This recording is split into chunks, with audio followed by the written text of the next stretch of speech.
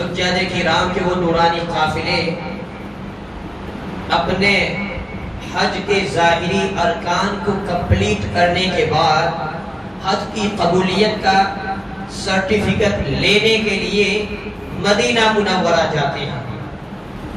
جو حضرات جن کے دلوں میں عشق رسول ہوتا ہے، جو واقعی میں عاشق رسول ہوتے ہیں، وہ حج کے ارکان کی ادائیگی کے بعد مدینہ منورہ جاتے ہیں۔ کیوں؟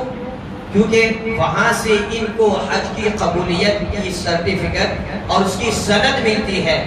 اور کچھ ایسے بھی ہے جو حج تو کرتے ہیں، حرم شریف میں خانہ کعبہ کا دیدار، زیارت، طواف، مینا، مزدلفہ، رمی سب کچھ کرتے ہیں، لیکن اب نبی کی بات آتی ہے تو ان کے دل میں خدشہ پیدا ہوتا ہے۔ لیکن ہم عاشقان رسول میں سے ہیں، اسی لیے جب نبی کا ذکر آتا ہے تو اگر ہم نبی کو چاہتے ہیں تو نبی سے نسبت رکھنے والی ہر چیز سے ہمیں نسبت ہے۔ ہم صحابہ کی محبت و عقیدت کا دم بھرتے ہیں اس لیے کہ وہ ہمارے نبی کے صحابی ہیں، ہمارے نبی کے رفقا ہیں۔ ہم اہل بیت سے محبت کرتے ہیں اس لیے کہ وہ نبی کے گھرانے والے ہیں، نبی کے گھر سے ان کو نسبت ہے، تعلق ہے۔ اسی طریقے سے نبی سے جس نے اپنا رشتہ جوڑ لیا، ہم نے ان کو اپنی محبت اور عظمت بھی آنکھوں کا تاج پہنا دیا۔ تو جب بات آتی ہے مدینہ منورہ کی تو یہ وہ شہر ہے جس شہر کو ہمارے نبی سے ایسی نسبت حاصل ہے، جہاں پر ہمارے نبی صلی اللہ علیہ وسلم کی گلیوں کو آپ نے نوازا ہے، جہاں کی مبارک سرزمین پر مصطفیٰ جان رحمت نے اپنے قدموں کے نشانات اور اللہ کے رسول صلی اللہ علیہ وسلم کے قدموں کو وہ زمین سر مبارک نے بوسا دیا ہے۔ اس لیے ہم مدینہ سے محبت کرتے ہیں۔ اسی مدینہ میں کہیں مسجد قباء ہے، کہیں مسجد قبلتین ہے، ان مسجدوں سے ہمیں اس لیے محبت ہے کہ اس مسجدوں کو نسبت ہے نبی سے۔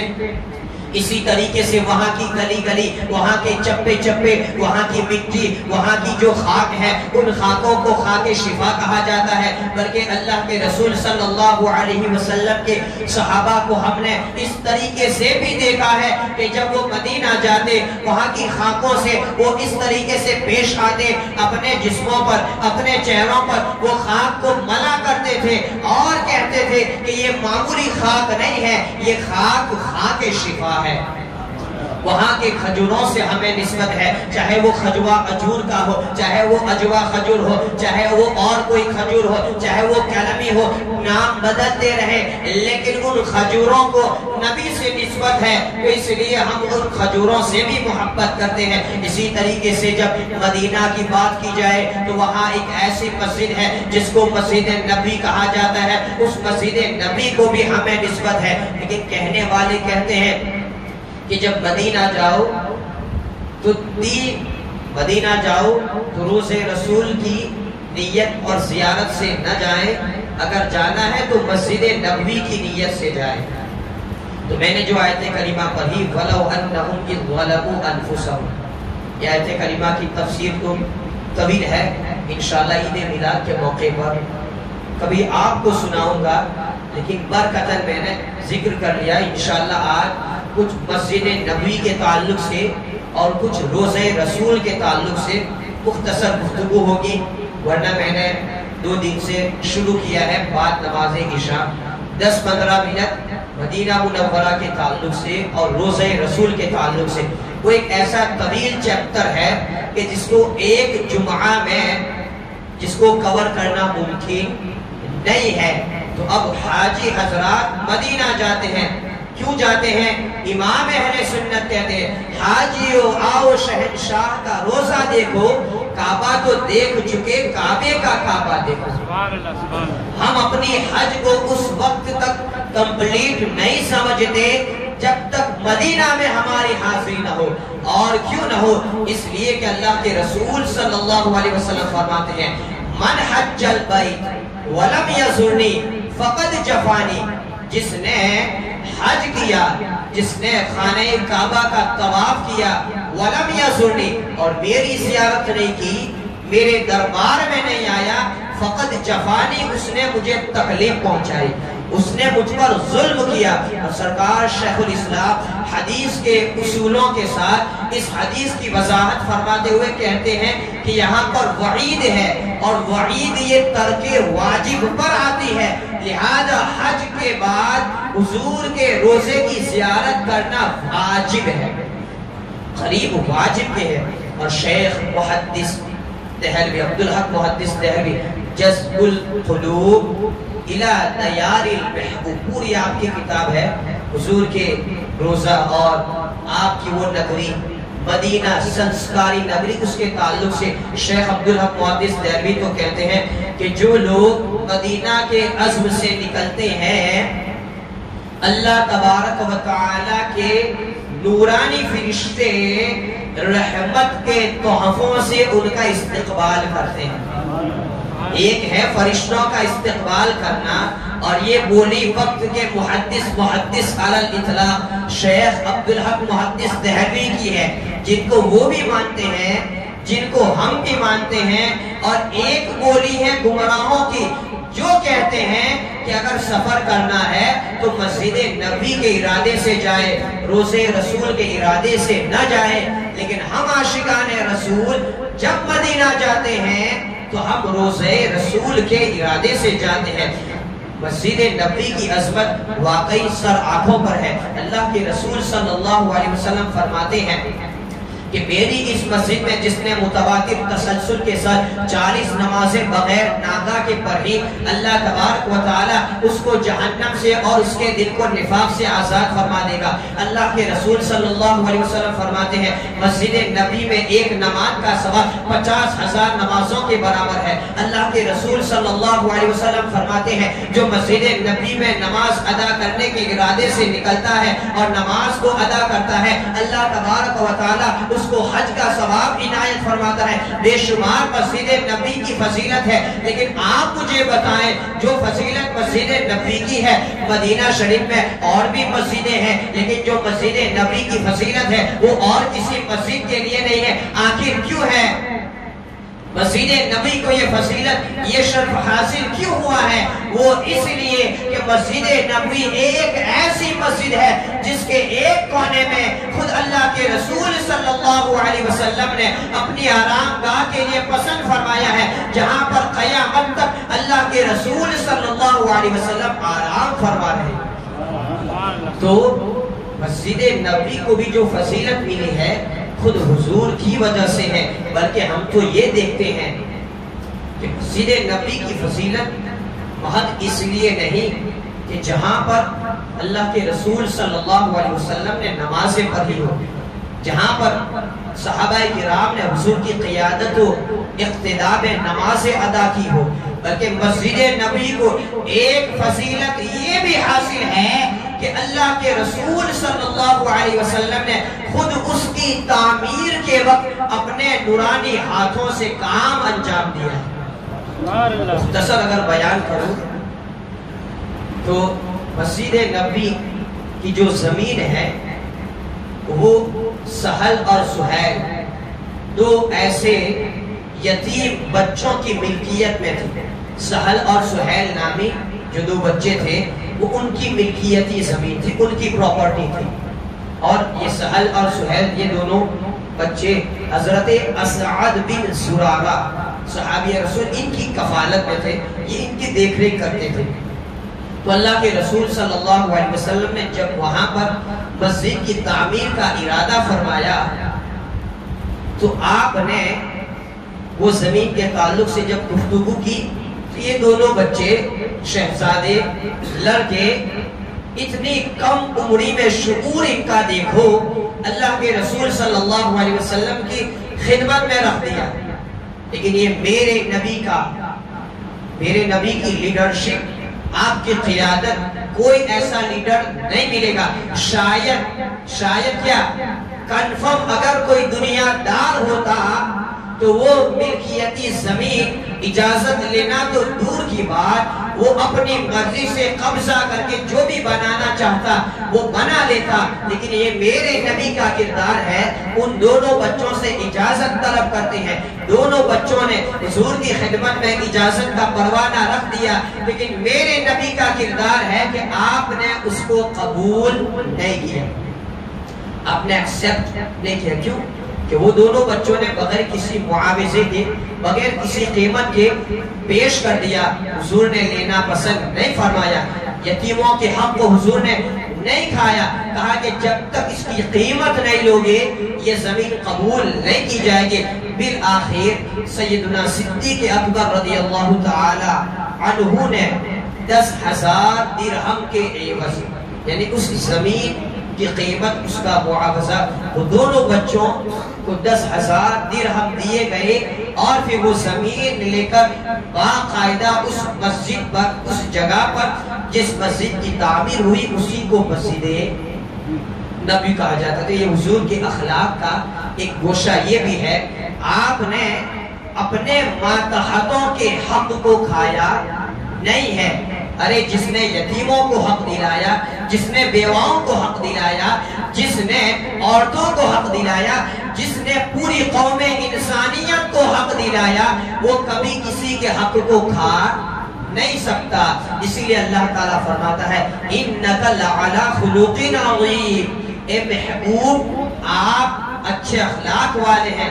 You have a great character، آپ کے پاس جو پرسنالٹی ہے وہ پرسنالٹی کسی کے پاس نہیں۔ بہرحال تو یہ بات یہاں تک پہنچی کہ وہ مسجد کو خریدا گیا، باقاعدہ وہاں کی تعمیر شروع ہوئی، اور دوران تعمیر اللہ کے رسول صلی اللہ علیہ وسلم کی زبان مبارک سے آپ کے وہ دو ساتھی، آپ کی وہ جو کام کرنے والی جو دو ٹیم تھی، آپ کے رفقا کے تعلق سے حضور کی زبان سے یہ الفاظ نکلتے تھے، اللہم ان الاجر اجر الآخرہ فرحم الانصار والمہاجر۔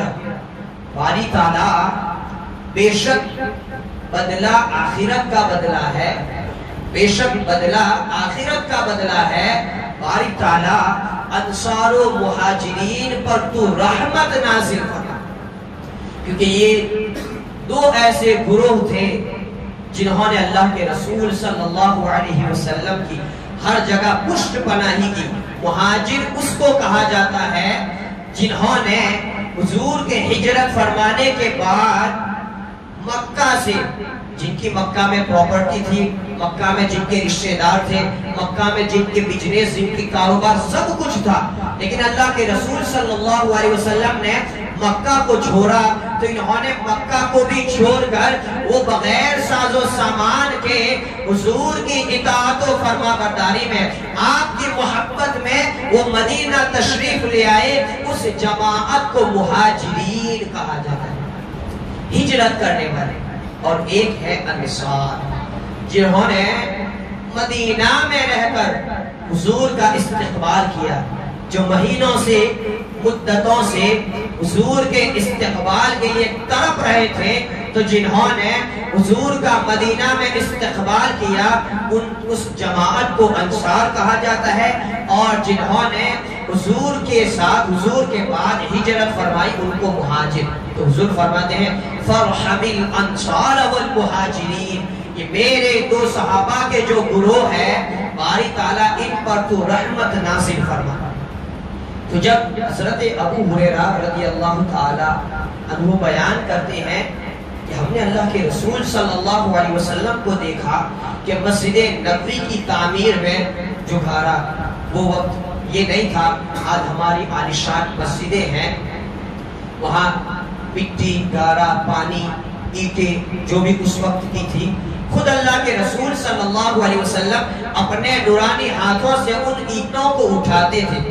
حضرت ابو ہریرہ نے کہا یا رسول اللہ صلی اللہ علیہ وسلم ہمیں دے دیجئے، تو آقا جواباً ارشاد فرماتے ہیں اور بھی بہت سی اینٹیں رکھی ہوئی، یعنی خلاصے کلام اور بھی بہت سا کام بچا ہے۔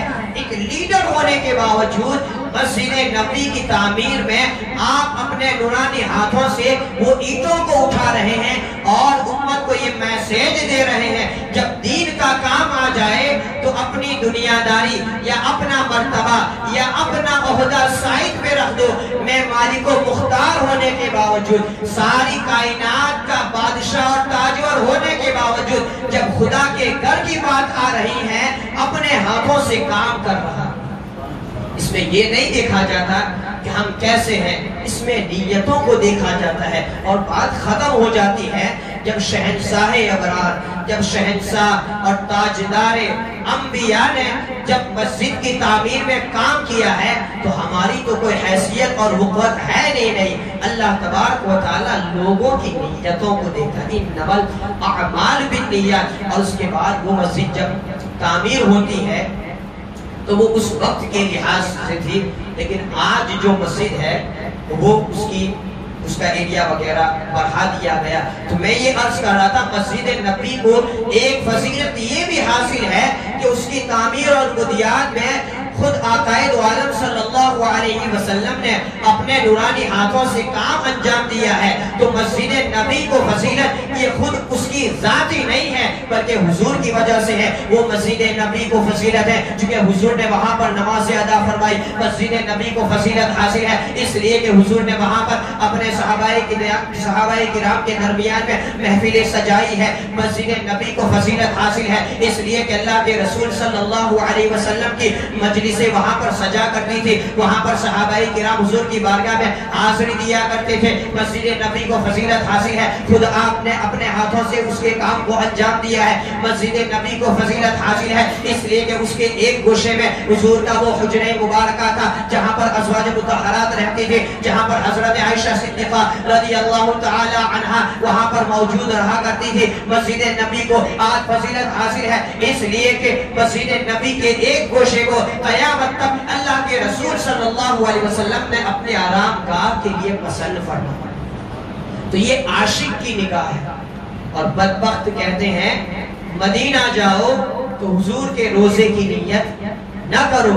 ارے بے وقوف, تو نے حضور کے روزے کو سمجھا کیا ہے؟ تو نے حضور کے روزے کو کیا سمجھ رکھا ہے؟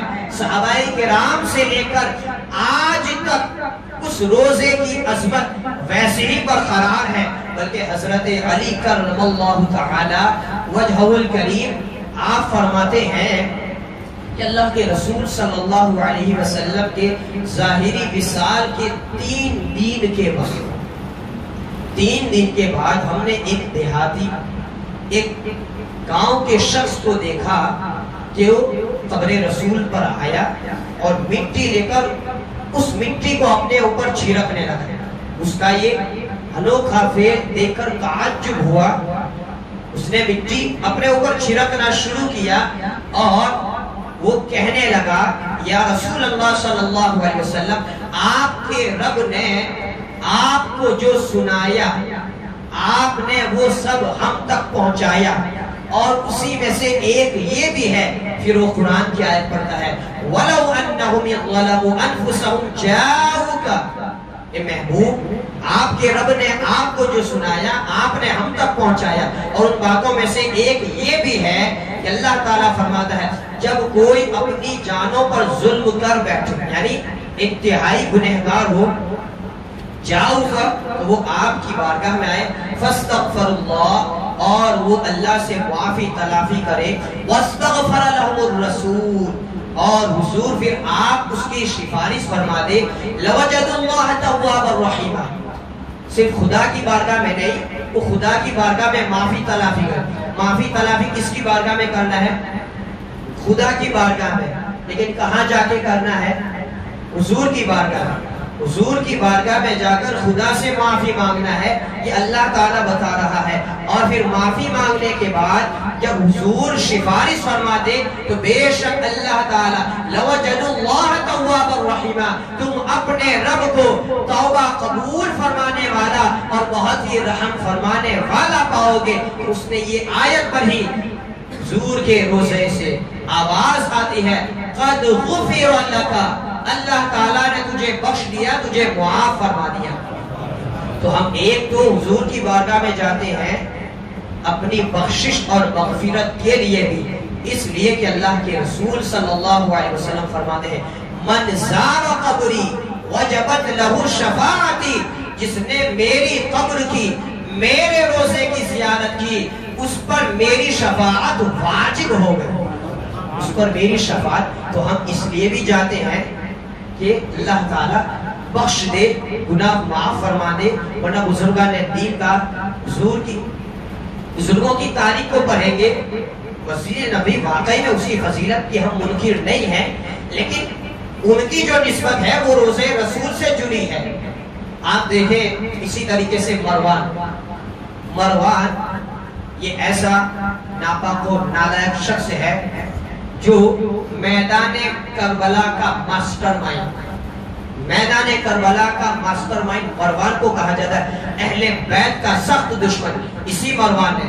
اللہ کے رسول صلی اللہ علیہ وسلم کے وصال کے بعد حضرت صدیق اکبر رضی اللہ تعالی عنہ آپ نے یہ وصیت فرمائی تھی کہ جب میرا انتقال ہو جائے، میرے جنازے کو حضور کی بارگاہ میں رکھ دیا جائے اور کہا جائے یا رسول اللہ صلی اللہ علیہ وسلم ھذا ابو بکر بالباب، یعنی یہ آپ کا غلام ابو بکر آپ کی بارگاہ میں آپ کی دہلیز پہ حاضر ہے، اگر اجازت ملے تو مجھے روزے رسول میں حضور کے پہلو میں دفنا دینا، ورنہ پھر جنت البقیع میرا مدفن بنے۔ تو حضرت ابو بکر صدیق رضی اللہ تعالی عنہ آپ کے وصال کے بعد آپ کے جنازے کو حضور کی بارگاہ میں آپ کی دہلیز پر رکھ دیا گیا، کہا گیا الصلاۃ والسلام علیک یا رسول اللہ ھذا ابو بکر بالباب، یا رسول اللہ یہ آپ کا غلام ابو بکر آپ کی دہلیز پہ ہیں۔ اللہ اکبر، وہ ایسی رفاقت کہ اللہ کے رسول صلی اللہ علیہ وسلم کے ساتھ ہر جگہ آپ رہے، چاہے وہ ایمان لانے کا پہلا مرحلہ ہو، چاہے وہ ہجرت کا مرحلہ ہو، چاہے یہ آپ کی آخری بات ہو، اندر سے آواز آتی ہے، روزے رسول کا دروازہ خود بخود کھلتا ہے، ادخلوا الحبیب الی الحبیب فإن الحبیب الی الحبیب مشتاق، کہ جو یہ میرا محبوب ہے اس کو آنے دے دیا جائے، اس لیے کہ اس حبیب کی میں اس کے انتظار میں تھا، حبیب کو حبیب کے ساتھ ملا دیا جائے۔ تو اس طریقے سے حضور کے بعد یہ جو وہاں پر جو قبور مبارکہ کا جو نقشہ ہے انشاءاللہ کبھی دھان کی محفل میں پریکٹیکل بتاؤں گا، حضرت ابو بکر صدیق اور اس کے بعد حضرت عمر فاروق کی تدفین ہوئی، اور جب حضرت عثمان غنی کی بات آئی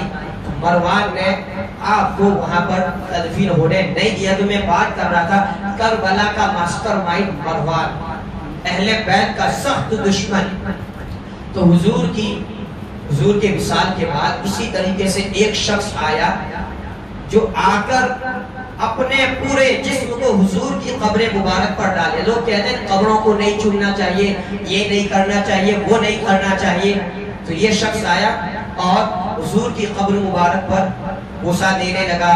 یعنی آدمی جب پاگل ہو جاتا ہے تو کیا کرتا ہے، کبھی وہ اپنی پیشانی کو لگا رہا ہے، کبھی اس رخسار کو لگا رہا ہے، کبھی اس رخسار کو لگا رہا ہے۔ تو یہ مروان جو کہ خلیفہ وقت تھا، اس نے گردن کو پکڑ کر کھڑا کیا کہ کیا کر رہا ہے، لیکن جیسے گردن پکڑی اور چہرہ دیکھا تو وہ ڈر گیا۔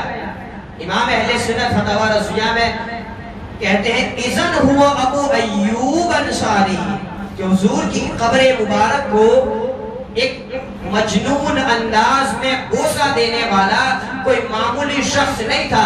اذن ہوا ابو ایوب انصاری، وہ صحابی رسول حضرت ابو ایوب انصاری تھے۔ چونکہ مروان سمجھتا نہ ہوگا کوئی معمولی، لیکن جیسے حضرت ابو ایوب انصاری کو دیکھا وہ تعجب میں پڑ گیا کہ یہ تو وہ ہے جنہوں نے حضور کی بارگاہ میں اپنی زندگی کو گزارا۔ اب حضرت ابو ایوب انصاری اس کو کہتے ہیں کیا تو یہ سمجھتا ہے کہ میں کسی پتھر کے پاس آیا ہوں؟ کیا تو یہ سمجھتا ہے کہ کسی مٹی کے پاس آیا ہوں؟ یہ وہ جگہ ہے اللہ تبارک و تعالی جن کی بارگاہ میں آنے والوں کی بخشش فرما دیتا ہے۔ اور پھر اس کو کہا کہ اللہ کے رسول صلی اللہ علیہ وسلم نے فرمایا تھا کہ دین کا کام جب تک اہلوں کے پاس، جو لائق ہے ان کے پاس رہے تو دین پر مت رونا، لیکن جب نا اہل لوگ دین کے دار ہو جائے تو سمجھ لو دین کا بیڑا غرق ہو گیا. یعنی یہ وہ وقت کی بات ہے. تو وہ مروان چونکہ وہ نا اہل لوگ تھے، تو اس طریقے سے ایسے بے شمار واقعات ہیں. حضرت احمد، سیدنا احمد کبیر رفاعی، وہ تو جب حضور کی بارگاہ میں حاضر دیتے ہیں، کہتے ہیں یا رسول اللہ صلی اللہ علیہ وسلم روحی کنتو ارسلوها فی حالت البعد، یعنی جب میں آپ سے اور دوری ہوتی تھی تو ہر روز آپ کی خدمت میں، آپ کی بارگاہ میں اپنی روح کو بھیجا کرتا تھا.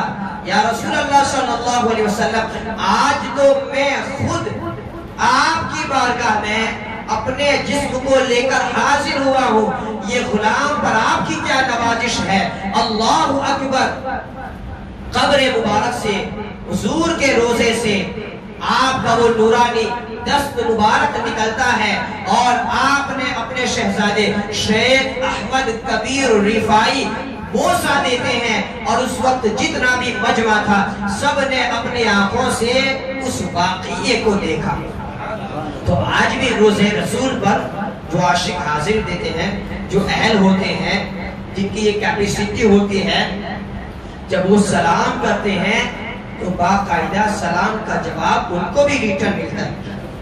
سرکار غریب نواز اللہ کے رسول صلی اللہ علیہ وسلم نے حاضری کے وقت ہندوستان کی ولایت سے آپ کو نوازا تھا کہ معین الدین اب ہندوستان کی ولایت تمہارے ذمہ ہے اور دین کے احکام خدمت انجام دینا ہندوستان میں یہ تمہاری ذمہ داری ہے. تو آدمی جو جاتا ہے مایوس اور محروم نہیں ہوتا ہے. تو بہرحال یہ ایسا میں نے کہا کہ جس کو ایک جمعہ میں ہم کور نہیں کر سکتے. پھر اس کے بعد جب تاریخ آگے بڑھتی گئی، جب حضرت عائشہ صدیقہ رضی اللہ تعالی عنہا کا وصال ہوا تو پھر اس جگہ کو، حجرہ مبارکہ کو 5 ضربی دیواروں سے بند کر دیا گیا.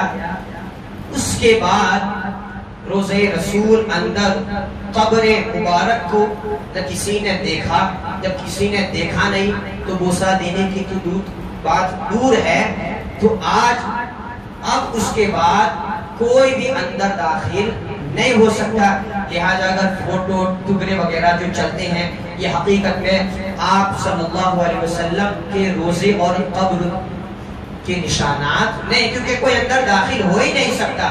اور کسی کے ماں کے لال کے جسم اور قدم کی ایسی برکت ہے ہی نہیں جو اپنے آپ کو اس قابل سمجھے کہ حضور کی قبر مبارک کو بوسہ دے سکے یا وہاں پر اندر جا سکے. تو اب بن ہے کوئی اندر جا ہی نہیں سکتا ہے. تو اللہ کے رسول صلی اللہ علیہ وسلم کی وجہ سے اصل میں مسجد نبوی کو نسبت جو حاصل ہے، سرکار شیخ الاسلام فرماتے ہیں ہر ایک دل کو سکون یہیں سے ملتا ہے. ہر ایک دل کو سکون یہیں سے ملتا ہے. میرے خدا بتا گنبد خضرا میں رکھا کیا ہے. اور حضور محدث اعظم ہند فرماتے ہیں مدینے میں کیا ہے، بس اسی سے سمجھ لو فرشتے لگاتے ہیں دن رات پھیرے. اللہ تبارک و تعالیٰ نے اپنے نورانی فرشتوں کی یہ ڈیوٹی لگا دی ہے کہ 70,000 فرشتے صبح آتے ہیں، حضور کے دربار میں حاضری دیتے ہیں، صلاۃ و سلام کو پیش کرتے ہیں، شام کو آتے ہیں 70,000 فرشتے. اور اس طریقے سے آنے جانے کے وقت میں کل 1,24,000 فرشتوں کا اجتماع روزے رسول پر ہو جاتا ہے. تو روزے رسول کی عظمت کو جاننا ہو تو دیکھو 70,000 فرشتے صبح شام حاضر دیتے ہیں. اور وہ بھی نورانی فرشتے جن کو ایک بار موقع ملتا ہے. قربان جاؤ 1400 سال ہو گئے، 70,000 فرشتے کتنے فرشتے ہوئے ہوں گے. اور ان میں سے کسی کو دوسری بار موقع نہیں ملا، نہ قیامت تک ملے گا. تو قرب قیامت تک وہ فرشتوں کی کیسی جماعت ہوگی، کتنی تعداد ہوگی جو میرے نبی کے دربار میں حاضری دے. روزہ رسول ہر ایک دل کو سکون یہی سے ملتا ہے.